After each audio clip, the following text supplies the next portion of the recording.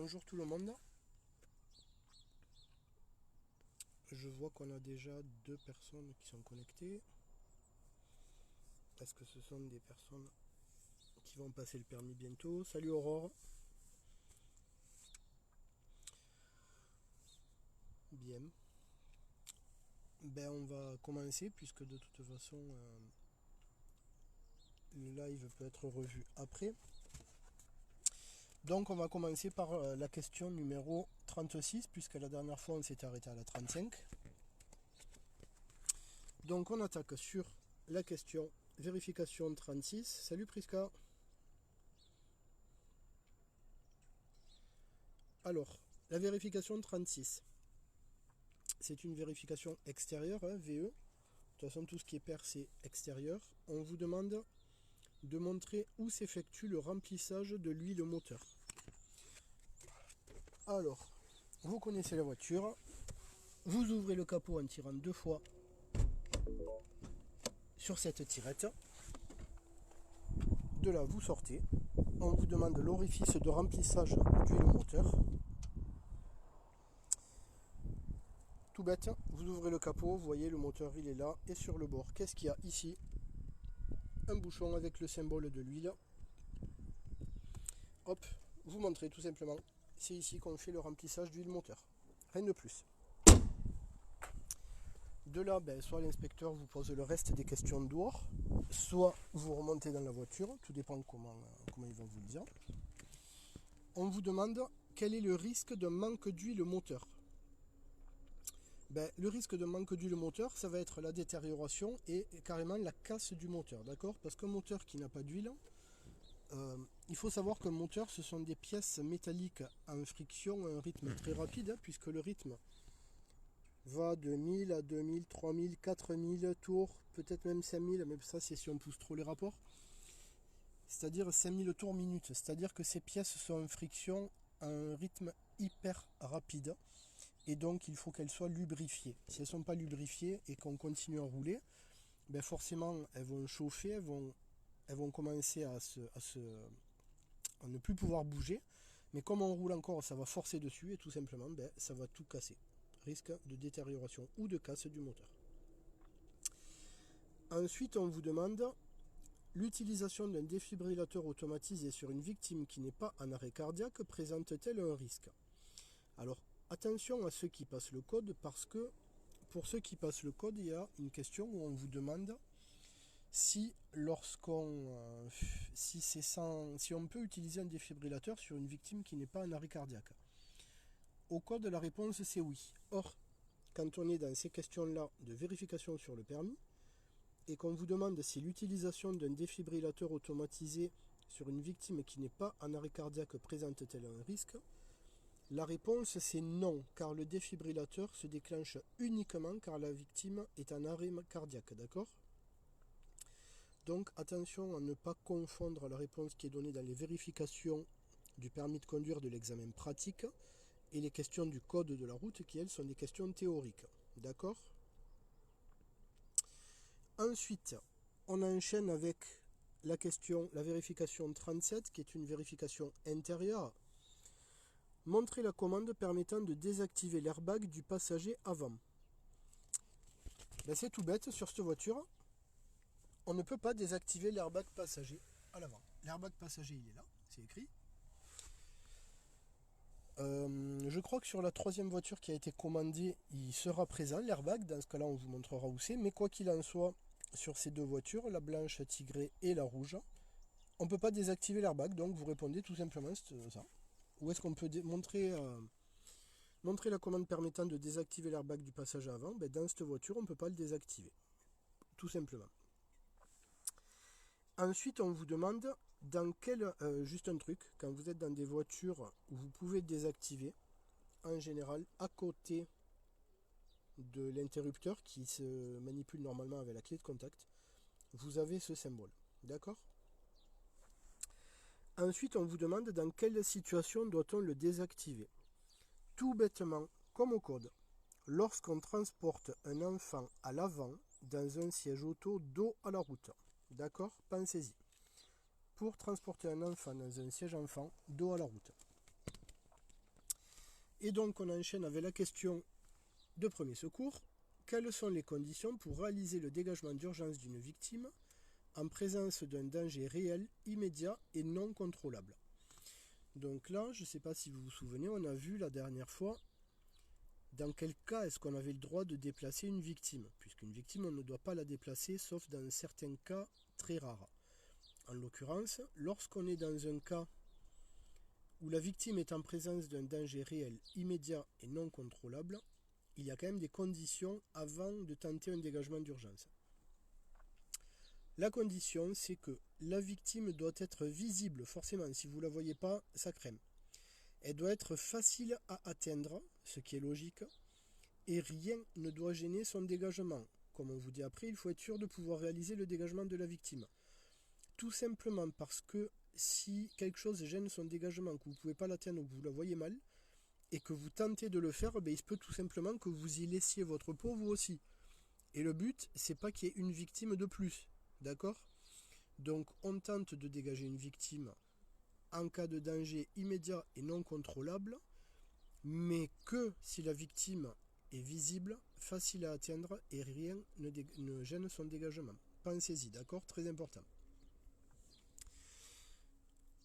On arrive sur la vérification numéro 38, où on vous demande, à l'aide de la plaque indicative, donnez la pression préconisée pour les pneumatiques arrière véhicules chargés. Alors, la plaque indicative, c'est quelque chose qui est présent dans tous les véhicules et qui est, quand on sort, hop, on regarde sur la caisse et on se rend compte que là, il y a une étiquette avec plein d'indications. Et bien, on regarde tout simplement. Alors, si je penche le téléphone, j'ai peur que ça vous mette la vue pas bonne. Apparemment, non, il ne faut pas. Donc, vous retenez cette partie-là. Là, il y a 2 personnes, donc c'est pas véhicule chargé. Bonjour City. 2 véhicules chargés Modeco, non. Vous, on vous demande pression, pneu arrière, véhicule chargé. Là, on voit qu'il y a 4 personnes, donc véhicule chargé. Ben, à l'avant, c'est 2,8. À l'arrière, c'est 2,6. Avant, arrière. Vous pouvez regarder dans toutes les voitures, elle y est, cette plaque. À moins que les gens l'aient enlevée, mais normalement, elle doit y être. Et donc, pneu avant, pneu arrière, véhicule chargé, là où il y a plus de monde, c'est tout bête, on regarde le tableau. 2,8, 2,6, ne vous fiez pas à ces 41, 38, etc. D'accord? On parle ici en pression, en bar. En bar, les pressions des pneus, ça tourne toujours entre 2 et 3 bars, en général, d'accord? Donc, une fois que vous avez montré ça, vous remontez dans la voiture. Et on vous demande à quelle fréquence est-il préconisé de vérifier la pression des pneus. Tout simplement, chaque mois pour une utilisation normale et avant chaque long trajet. Forcément, avant de partir pour un long trajet, il faut vérifier la pression, qu'elle soit bonne. D'accord? Ensuite, question de premier secours. Comment et pourquoi protéger une zone de danger en cas d'accident de la route? C'est une question, j'en avais déjà parlé il y a quelques temps, il me semble. Souvent, les élèves, vous ne répondez qu'à la deuxième, c'est-à-dire pourquoi protéger une zone de danger en cas d'accident de la route. Et vous répondez pour éviter un suraccident. Ce qui est juste. Sauf qu'en faisant ça, vous zappez la première partie qui est comment protéger la zone. Et donc, forcément, quand on vous demande oui, mais comment tu la protèges, vous répondez on met le triangle. Or, dans la réponse qui est donnée, à aucun moment on ne parle de triangle. Certes, en délimitant clairement et largement la zone de danger, on va le faire avec un triangle.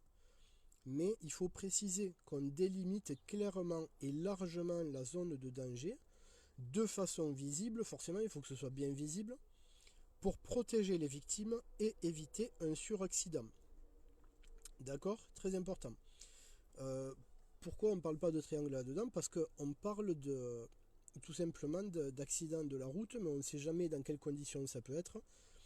Ça peut également être sur autoroute. Donc le but, sur autoroute, on ne se sert pas du triangle, c'est de délimiter la zone de façon claire et visible. D'accord?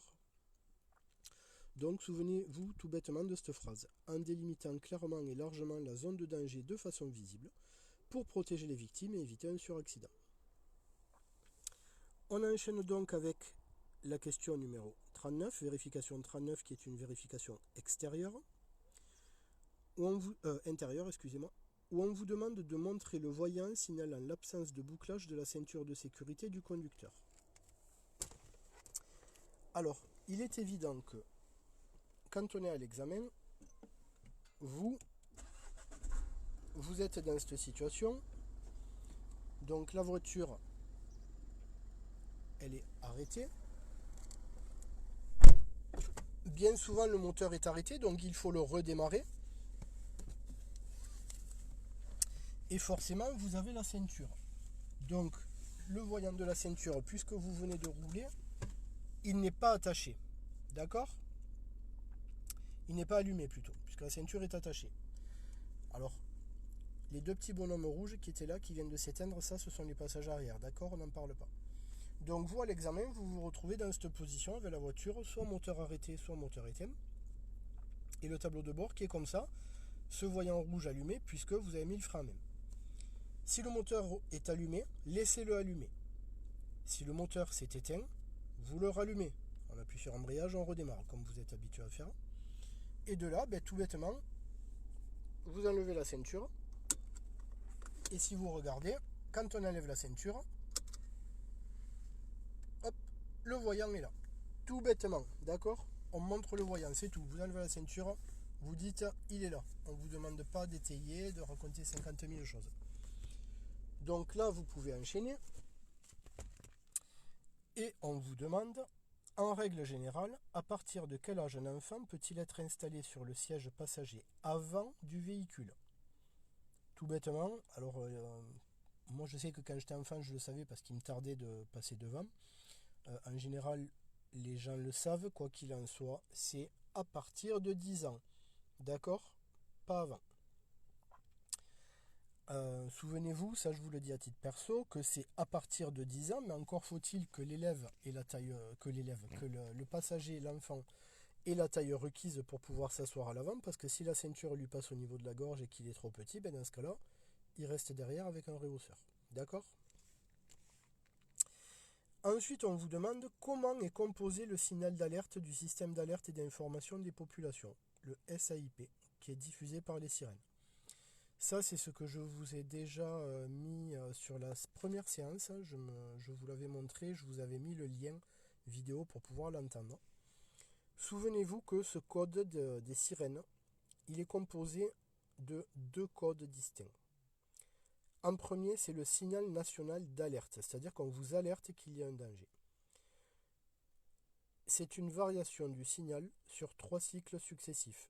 C'est-à-dire que ça fait un son qui monte, puis qui redescend, qui remonte et qui redescend, qui remonte et qui redescend une 3e fois. 3 cycles.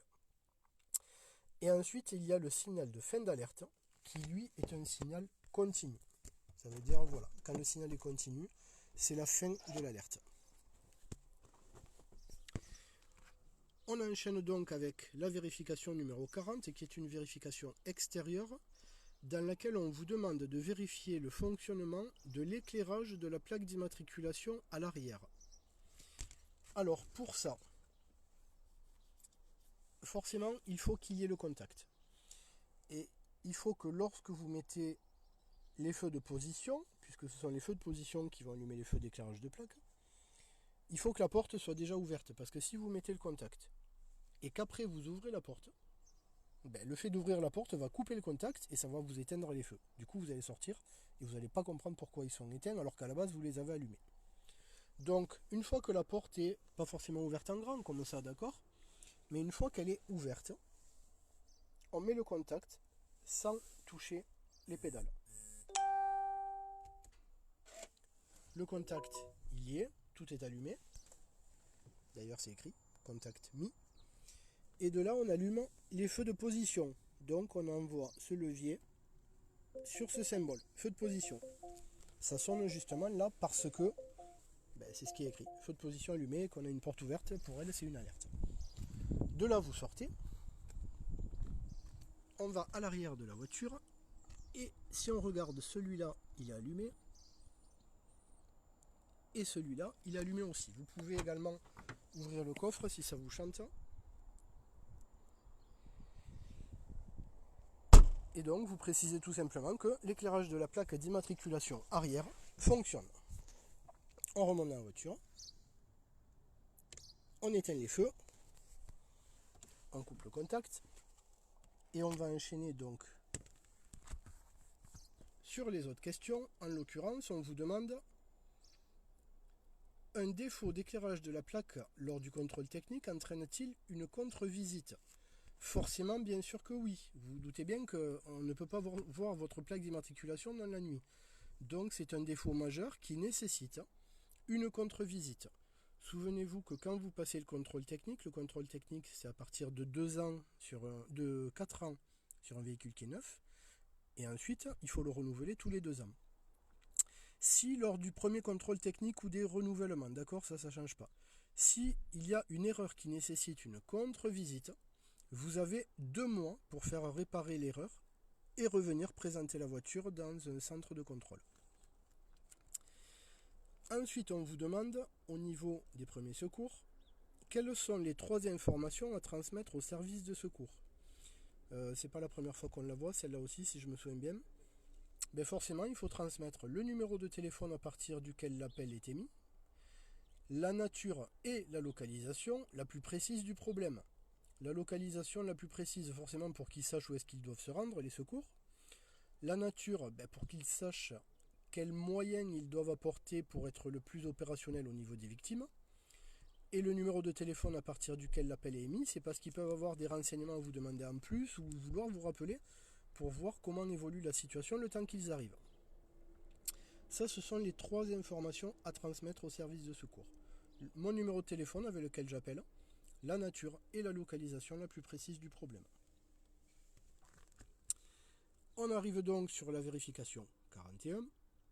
Intérieur, où on vous demande de vérifier la présence de l'attestation d'assurance du véhicule et de sa vignette sur le pare-brise.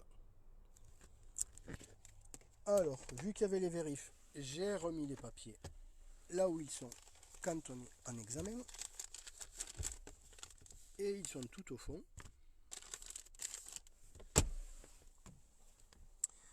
Donc on vous demande attestation d'assurance du véhicule et vignette sur le pare-brise. Donc forcément la vignette, elle est là.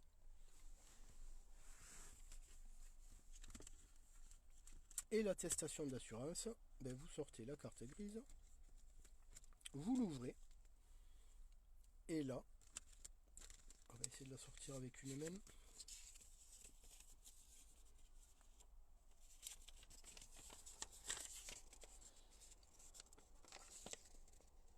Vous avez l'attestation d'assurance du véhicule. D'accord? Hop. On la range.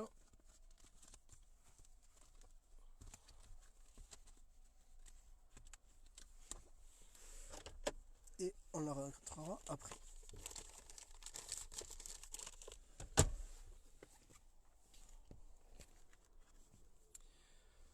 On vous demande ensuite quels sont les 2 autres documents obligatoires à présenter en cas de contrôle par les forces de l'ordre.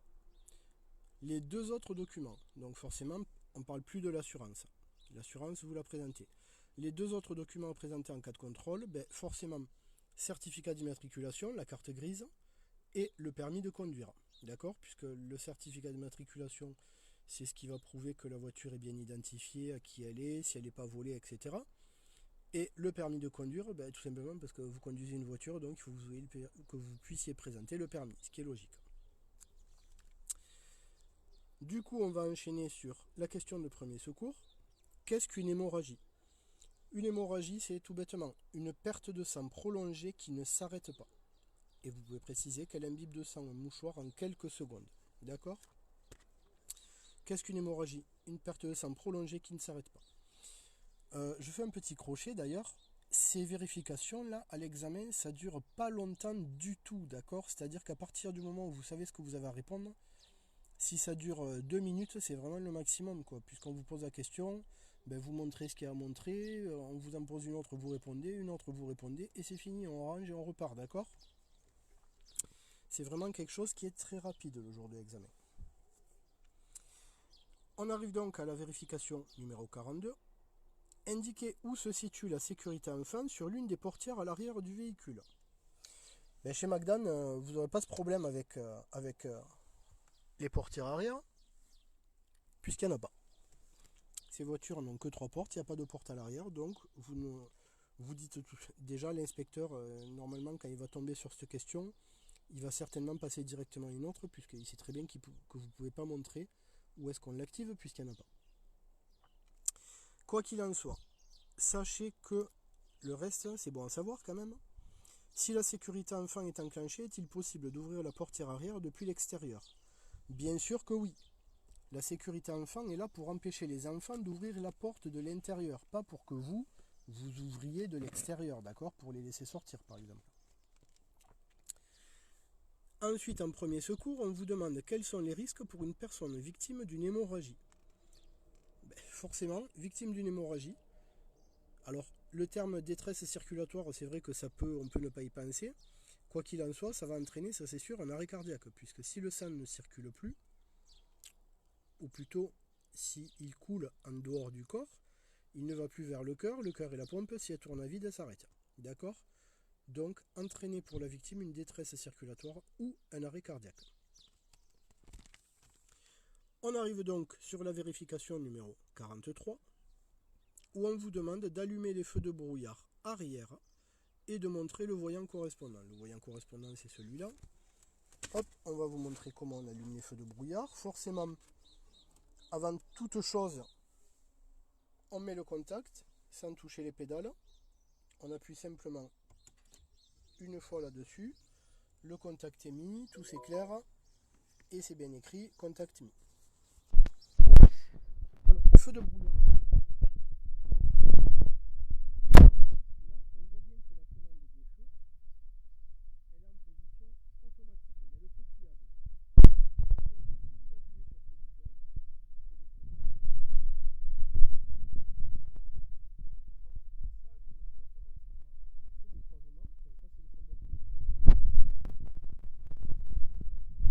Ça allume également les feux de croisement, il n'y a pas de voyant spécifique sur ce tableau de bord.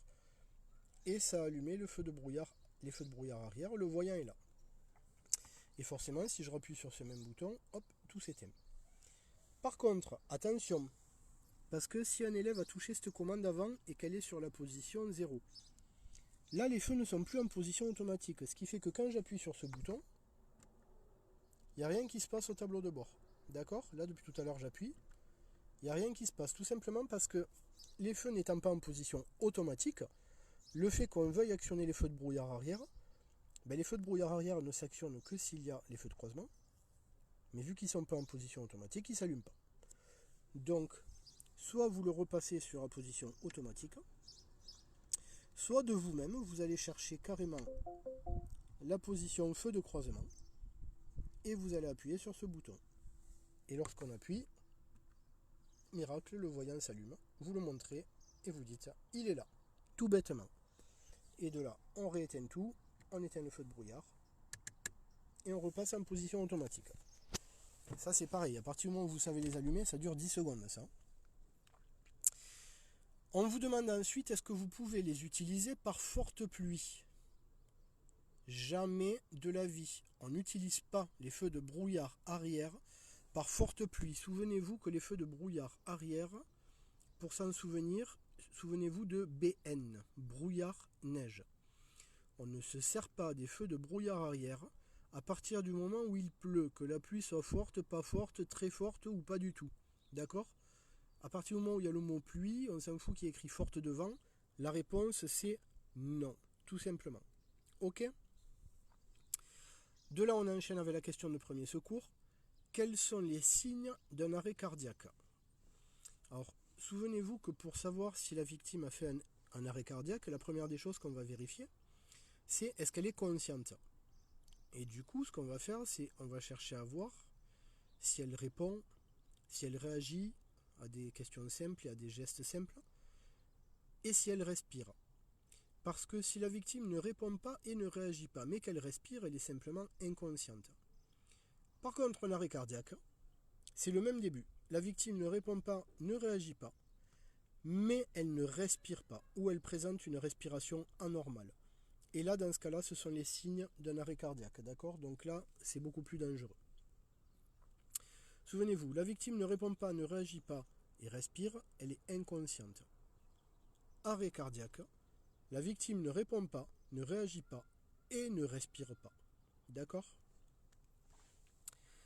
On enchaîne donc avec la vérification 44, extérieure, où on vous demande, avec l'assistance de l'accompagnateur, contrôler l'état, la propreté et le fonctionnement du ou des feux de recul. Encore une fois, là, vous voyez, on parle de fonctionnement de feu. À partir du moment où il y a état, propreté, fonctionnement, de toute façon, état et propreté, ça y sera toujours. Fonctionnement, ça y sera toujours également, à partir du moment où c'est quelque chose qui a une ampoule. Donc, c'est quelque chose qui a une ampoule. Encore une fois, vous êtes en examen, vous venez de vous arrêter. Soit le moteur tourne, soit il ne tourne plus. Quoi qu'il en soit, on vous demande le feu de marche arrière. Donc, forcément, il faut que le moteur soit arrêté. C'est mieux.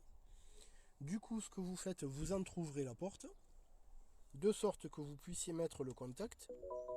Le fait d'ouvrir la porte après risquerait de couper de nouveau le contact et donc les feux, alors que là, elle est déjà ouverte. Et vous allumez en mettant la marche arrière. On pousse fort. On est en marche arrière. C'est confirmé ici. Et de là, on sort. Donc si on regarde ce feu, on voit bien que le blanc est allumé. Et sur celui-là, le blanc est allumé aussi. Du coup, vous vous mettez à un endroit où on voit suffisamment bien les deux feux. On voit bien qu'en plus qu'ils sont allumés là sur la vidéo. Ben, vous précisez que les deux feux sont propres et en bon état, ils ne sont pas cassés. Et les feux de recul fonctionnent. Tout simplement, les deux sont allumés. D'accord? Donc là, tout bête, vous les allumez, vous sortez, vous jetez un coup d'œil à chacun. Ils sont propres, en bon état, et ils fonctionnent. Forcément, vous n'oubliez pas quand vous remontez dans la voiture d'appuyer sur l'embrayage et enlever la marche arrière. Forcément, qu'on soit au neutre, point mort. D'accord? C'est un peu important. On vous demande ensuite quelles sont leurs deux utilités. Ben, les deux utilités de ces feux de recul: éclairer la zone de recul la nuit et avertir les autres usagers de la manœuvre. Forcément, le fait que les feux de recul soient allumés, ça avertit les gens qui sont derrière qu'on recule. Mais en pleine nuit, ça peut nous permettre de nous éclairer un peu, parce que la nuit, en général, derrière, on ne voit rien. Et de là, on arrive sur la question de premier secours, où on vous demande qu'est-ce qu'un défibrillateur automatisé externe. C'est tout bêtement un appareil qui peut permettre de rétablir une activité cardiaque normale à une victime en arrêt cardiaque. Tout simplement, c'est fait pour rétablir l'activité cardiaque lorsque la victime est en arrêt cardiaque. Tout simplement. On enchaîne avec la vérification 35, sur laquelle on risque de s'arrêter aujourd'hui. Montrer comment régler la hauteur de l'appui-tête du siège conducteur. Eh bien, la hauteur de l'appui-tête du siège conducteur, forcément c'est mieux si vous n'avez pas la ceinture. L'appui-tête, il est là, vous avez ce bouton. Pour le lever, il ne sert à rien. On lève. Et pour descendre, il faut appuyer là. Sauf qu'avec une main, c'est pas pratique.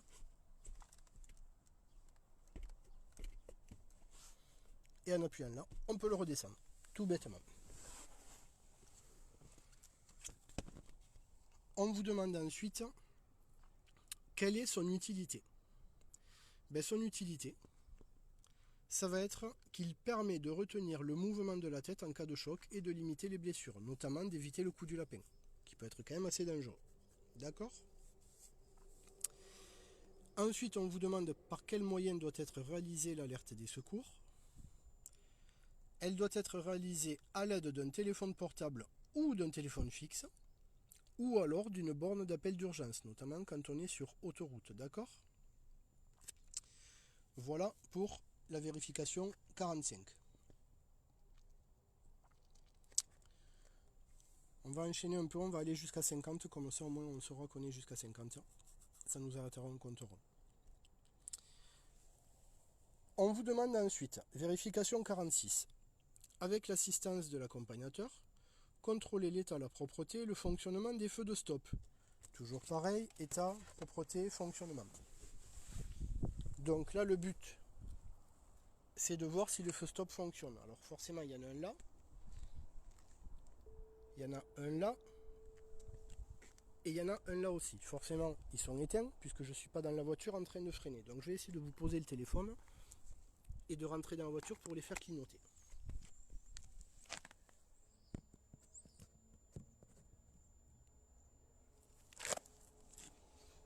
Donc là, on voit bien la voiture.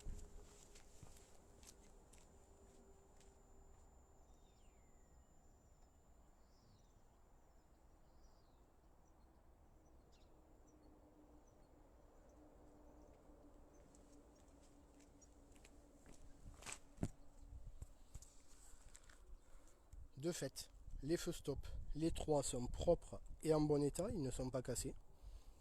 Et forcément, vu que je serai dans la voiture en train de freiner et que vous serez dehors, vous les verrez s'allumer comme vous l'avez peut-être vu là, mais quoi qu'il en soit, vous le verrez mieux en vrai. Et vous dites, il fonctionne, tout bêtement.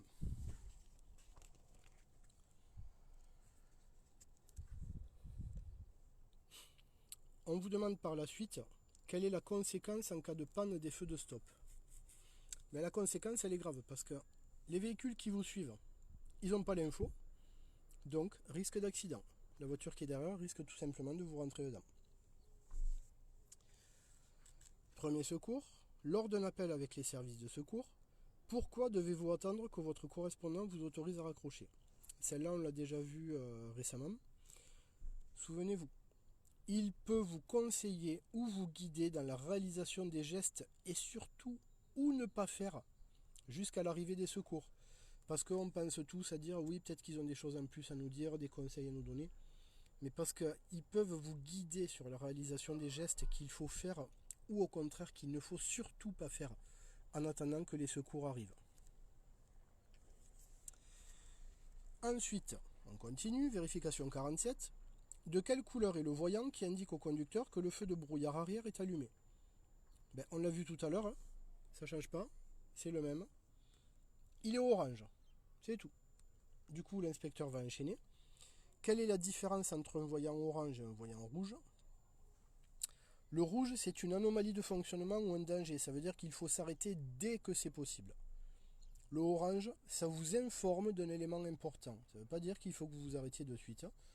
Ça peut être les feux de brouillard arrière, ça peut être une perte de pression d'un pneu, ça peut être les plaquettes de frein qui commencent à être usées. Ça ne veut pas dire qu'il faut s'arrêter de suite, mais c'est quelque chose qu'il faudra penser à vérifier quand même rapidement. D'accord? Et la question suivante, premier secours, qu'est-ce qu'un arrêt cardiaque? Tout simple. Alors là, attention, il y a des élèves qui n'arrivent pas à répondre à cette question. C'est quand même, ça paraît presque invraisemblable. Un arrêt cardiaque, tout le monde sait que c'est le cœur ne fonctionne plus, ou fonctionne d'une façon anarchique. Quoi qu'il en soit, le cœur ne fonctionne plus. Arrêt cardiaque, arrêt du cœur, tout bêtement. Ensuite, vérification 48. On vous demande ouvrez et refermez le capot, puis vérifiez sa bonne fermeture. C'est tout bête, hein. Vous ouvrez, vous refermez, et vous dites, vous vérifiez qu'il est bien fermé. Donc on ouvre, le capot est ouvert, vous sortez, vous l'ouvrez, vous le refermez, et là, vous voyez bien, le capot est bien fermé. C'est tout, rien de plus. Bonjour.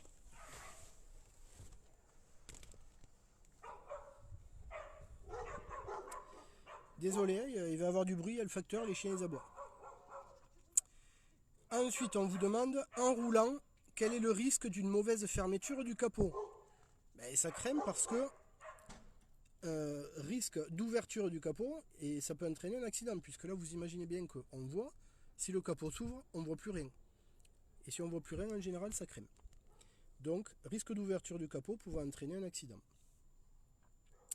On vous demande ensuite en premier secours, quel est le risque principal d'un arrêt cardiaque sans intervention des secours? la mort de la victime qui survient en quelques minutes. En général, quand le cœur ne bat pas, s'il repart pas vite, c'est la mort. Donc, tout simplement, la mort de la victime qui survient en quelques minutes. Ensuite, on arrive sur la vérification 49, où vous devez montrer la commande de recyclage de l'air. La commande de recyclage de l'air, elle est là. Tout simplement. Vous avez juste à la montrer. Et on vous demande ensuite quel peut être le risque de maintenir le recyclage de l'air de manière prolongée. Eh bien, le fait que l'air de dehors ne rentre plus, il ne se renouvelle pas. Risque de mauvaise visibilité parce qu'il va y avoir de la buée sur les surfaces vitrées. En gros, on va avoir de la buée partout sur les vitres et on ne verra plus rien. Et en général, encore une fois, en voiture, si on ne voit pas, c'est dangereux. Premier secours, quels sont les risques pour une personne en perte de connaissance qui est allongée sur le dos? Quelqu'un en perte de connaissance qui est allongé sur le dos, forcément, il peut avoir la langue qui obstrue les voies respiratoires ou quoi que ce soit qui obstrue les voies respiratoires. Et donc, arrêt respiratoire. Et à partir du moment où il y a un arrêt respiratoire, va s'en suivre un arrêt cardiaque. Et comme on l'a vu tout à l'heure, quel est le risque principal d'un arrêt cardiaque sans intervention des secours? La mort de la victime qui survient en quelques minutes. Donc attention, les risques pour une personne d'une perte de connaissance qui est allongée sur le dos, c'est l'arrêt respiratoire et dans la foulée l'arrêt cardiaque. Et donc on arrive à la 50 qui sera donc la dernière vérification de la journée, où on vous demande de montrer l'orifice de remplissage du produit lave-glace. Encore une fois, on va réouvrir le capot. 2 fois, c'est bien écrit dessus. Donc on sort, il va falloir montrer l'orifice de remplissage du produit de lave-glace. Alors, on a ouvert, on a ce joli capot à l'intérieur, et là, hop, un bouchon bleu, et le symbole dessus, le jet d'eau. Tout simplement, c'est ici. Vous avez juste à le montrer. Encore une fois, rien de plus.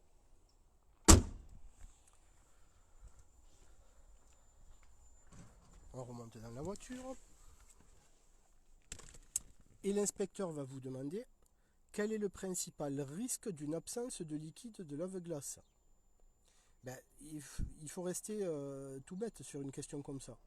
Si j'ai plus de liquide de lave-glace, je peux plus laver mon pare-brise. Si je peux plus le laver, il va être trop sale, je vais rien voir. Mauvaise visibilité, rien de plus. D'accord? On arrive donc à la question de premier secours. Pourquoi faut-il pratiquer immédiatement une réanimation cardio-pulmonaire sur une victime en arrêt cardiaque? Celle-là aussi, il me semble qu'on l'a vue récemment. Eh bien, tout simplement parce que les lésions au cerveau surviennent dès les premières minutes. En fait, réanimation cardio-pulmonaire, à partir du moment où le sang ne circule plus et dans l'organisme ça ne circule plus, le cerveau n'est plus alimenté. Et donc forcément, il peut y avoir des lésions, c'est-à-dire qu'on peut très bien s'en sortir, mais avec des lésions au cerveau, c'est-à-dire que, je sais pas moi, il y a une partie du cerveau qui va plus gérer les mouvements, ou la respiration, ou le fait de marcher, ou un bras, ou n'importe quoi. Donc tout simplement, pourquoi faut-il pratiquer immédiatement une réanimation cardio-pulmonaire sur une victime en arrêt cardiaque? Car les lésions au cerveau surviennent dès les premières minutes. Et donc, on a fini les vérifications de 35 jusqu'à 50 aujourd'hui. Bien, donc du coup, s'il y en a qui ont des questions, n'hésitez pas à les poser dans les commentaires apparemment.